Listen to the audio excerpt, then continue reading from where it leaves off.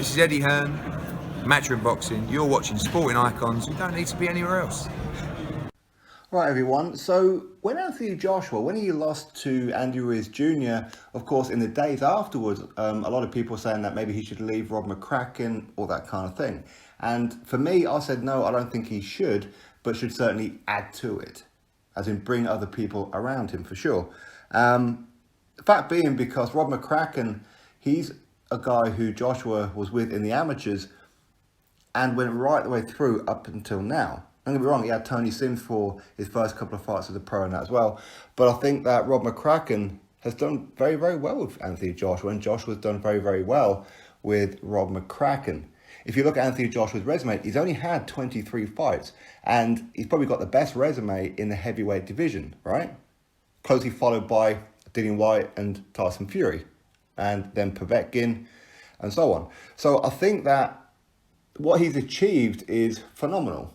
And one bad night at the office, especially at heavyweight, shouldn't mean that you just get rid of your trainer, start afresh, all that kind of thing.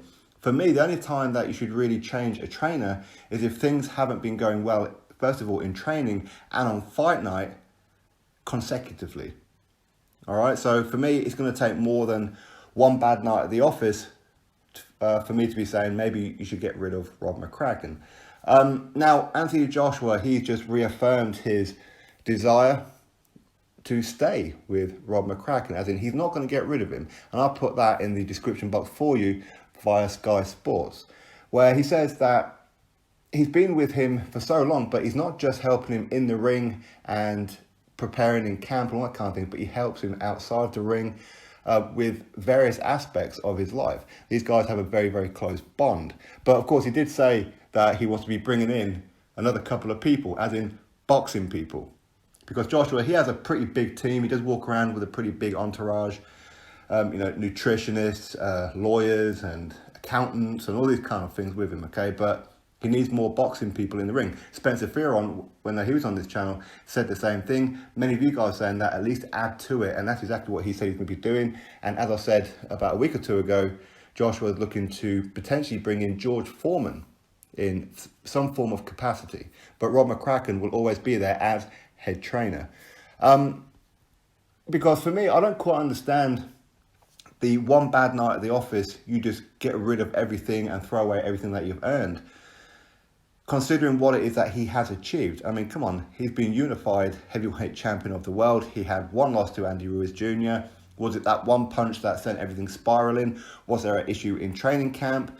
Is it that he just hit his peak or his limit now with Rob McCracken? We don't know. We'll find out in the rematch, and certainly the fight after that.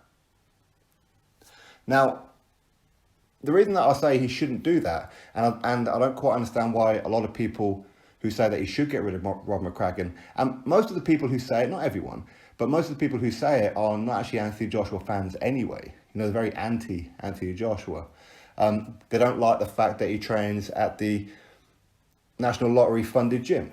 I mean, that's arguable. That is arguable. I mean, he's got enough money to build his own gym, for sure. And to use a lottery funded one, I can see the argument, but ultimately, Rob McCracken, he does train a lot of amateurs there, which is why he's there. So Joshua goes to him in Sheffield.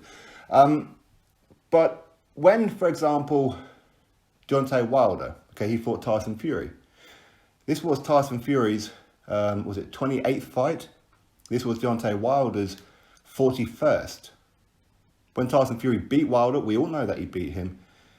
I didn't really hear the calls of Deontay Wilder should get rid of JD's and Mark Breland. I didn't hear that. We know that Mark Breland, I believe he got the ump about Deontay Wilder in that fight and said, I've had enough, and walked off, or whatever it was that he'd done. I don't quite know the full story of it. But the fact is, Wilder, he hasn't really improved since the early days. If you look, his style and how he fights is exactly the same, and he relies on the big punch. At some point, he's going to come undone. His boxing skill hasn't improved. But nobody says that he should get rid of his trainers. When Dillian Whyte, he lost to Anthony Joshua, he did change trainers. But he didn't change trainers because he lost to Joshua. He changed trainers because he trained at the time Jonathan Banks, who was, of course, training Vladimir Klitschko as well after Manny Stewart died.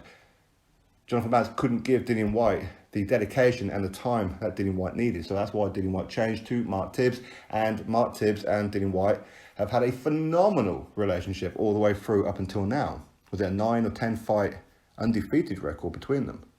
So there's no harm in changing if things aren't working out. And as a boxer, you do have to be selfish. You really do. But considering what Joshua and Rob McCracken have achieved so far, why change it?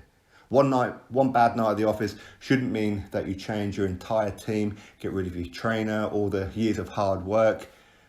Listen, Rob McCracken is an essential cog in the machine of Anthony Joshua doing what he's done. Joshua's opponents haven't been carefully selected. He's been thrown in at the deep end early. His 15th fight was Dillian Whyte. 16th for the world title against Charles Martin. First defense, undefeated fighter in Dominic Brazil, which happened to be 4th undefeated fighter on the bounce. Going back to, what's his name, that Scottish lad. His name will come to me in a minute. So it went from him, Dillian Whyte, Charles Martin, Dominic Brazil. That's 4 undefeated fighters on the bounce. Then he took on Aaron Molina, okay, fine. Then he took on Vladimir Klitschko in his 19th fight. I mean, come on now. I mean, why does Joshua need to change Rob McCracken? Because after Vladimir Klitschko as well, not only did he fight Carlos Takam, but he had unification with Joseph Parker and for Alexander Povetkin as well. That boy's resume is stellar. Let's not say that he's not vulnerable at times, but it doesn't matter who you're with. After only 23 professional fights and only 45 amateur fights, he's still going to be learning. He's still going to be raw. He's still going to be wet behind the ears with certain situations. He's going to make mistakes. He may end up taking another couple of losses along the way between now and when he really peaks. But anyway, listen, that's my thoughts on it all. And either way, regardless of whatever it is that I thought, Anthony Joshua will be staying with Rob McCracken, but will be adding to his entourage with pure boxing people. As I said, George Foreman. Anyway, article in the description box. Give this video a thumbs up. Subscribe if you're new. Welcome, of course. I'll catch you all on the next one.